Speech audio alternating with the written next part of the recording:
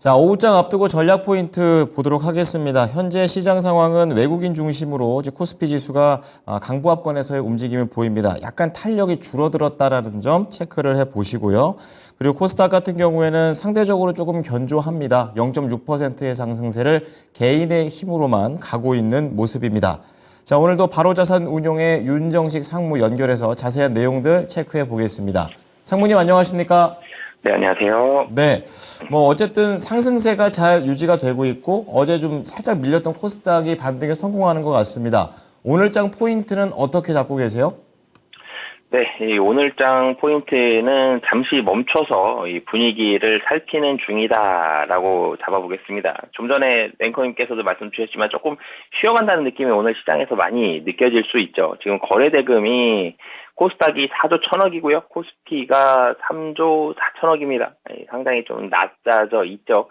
물론 장이 끝나진 않았지만 오늘도 7조 원대 초반을 많이 벗어나긴 힘들 것 같습니다. 거래대금이 좀 낮은 상태로 유지가 되고 있고, 긍정적인 부분은 외국인의 순매수가 계속적으로 유지가 되고 있는 상황들. 11월 6일에서 이 외국인들 강하게 이 7천억 이상 순매수가 유입이 됐었다가 그 이후에도 꾸준히 외국인의 매수는 유입이 되고 있고, 최근에도 외국인 오늘까지 4거래일 연속 순매수를 보여준다라는 점은 긍정적인데요. 기관도 이틀 순매수하고 이틀 순매도하는 그런 모습들이 있는데, 긍정적인 모습은 있으나 이 특징적인 부분들이 있죠. 순매수든 순매도든 금액이 감소했다라는 부분입니다.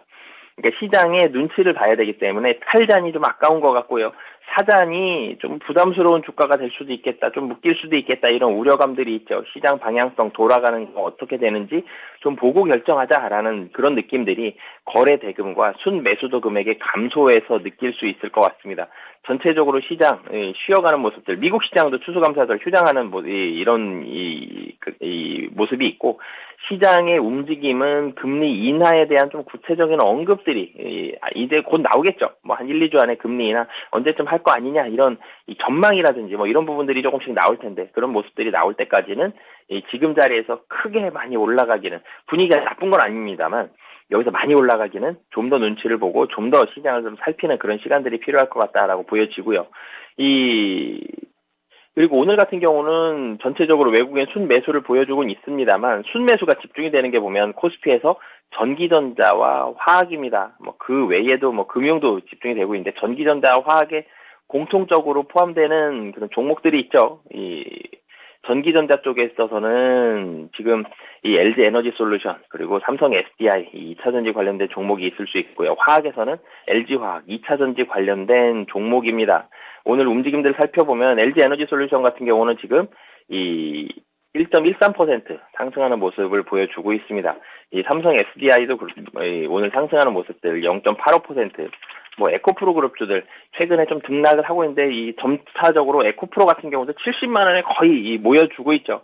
여기서 급락 나오기보다는 횡보하다가 여기서 눈치 보다가 이제 방향성 다시 잡겠다, 이런 모습들이 있고, 에코프로 BM도 이 24만 원 정도에서 횡보하는 모습들. 에코프로 머티리얼이 사실은 여기로 수급이 좀 많이 쏠렸었는데 굉장히 많이 계속적으로 급등하다가 오늘 같은 경우 이제는 보합권 정도에서 움직이는 그런 모습들을 보여주고 있습니다. 2차전지 관련해서는 LG화학도 화학 섹터 중에서 순매수 많이 몰렸는데 오늘 3.37% 상승하는 모습이 있기 때문에 2차 전지 관련된 종목들이 분위기가 좀 더 좋다. 그래서 사실 시장의 코스피 코스닥 오는 느낌은 좀 비슷하죠. 근데 코스닥 지수가 조금 더 높은 이유는 이 2차 전지 관련된 종목들의 시가총액 상위 종목들 비중이 좀 더 큰 게 있고요. 그게 첫 번째 이유고, 또 한 가지는 엔터라든지 바이오라든지 이 게임주라든지 이런 종목들, 유동성에 좀 민감한 종목들 분위기가 코스닥이 좀 더 많죠. 그렇기 때문에 코스피보다 코스닥이 조금 더 좋아 보이는 이유는 그런 이유다라고 보시면 되겠고요. 그리고 또 특징적인 부분이 오늘 전기가스, 한국전력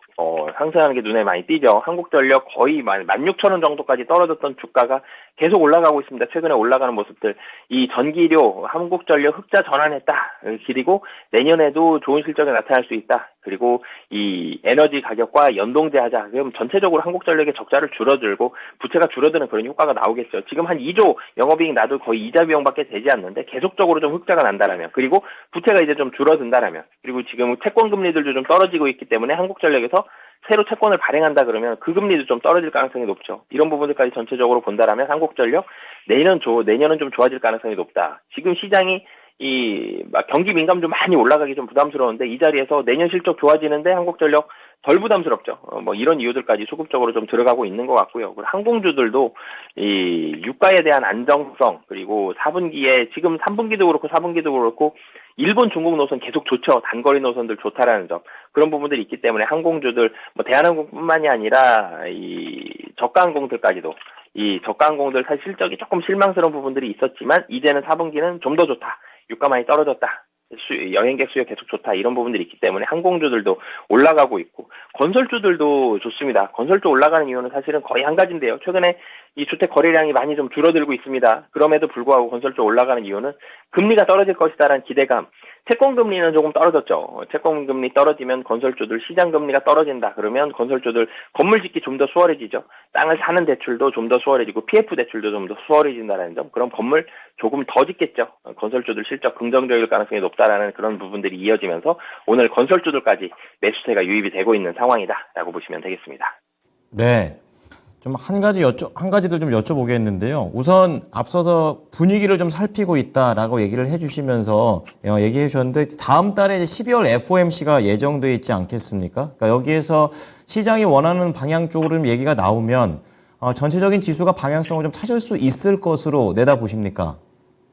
네, 사실은 FOMC에서 금리 인하에 대한 금리 인하 언제쯤 할지 이런 얘기까지 아니더라도 금리 인하 언급만 나와도 굉장히 좋은데 근데 금리 인하에 대한 언급은 FOMC에서 먼저 나오기는 지금은 쉽지는 않을 것 같습니다. 이게 결국 금리 인하라는 얘기는 고양이 목에 방울 달기거든요.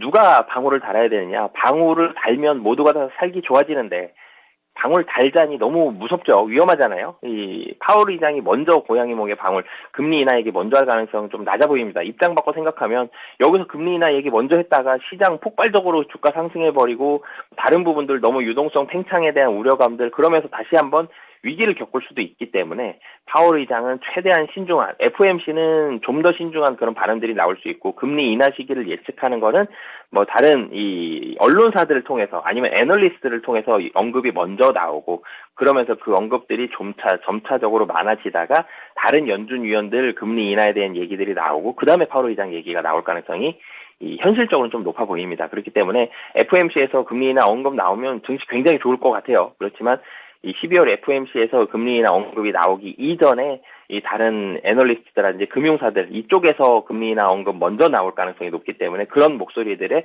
좀 더 지금은 이 귀를 기울여야 되는 상황이다라고 말씀드리겠습니다. 네.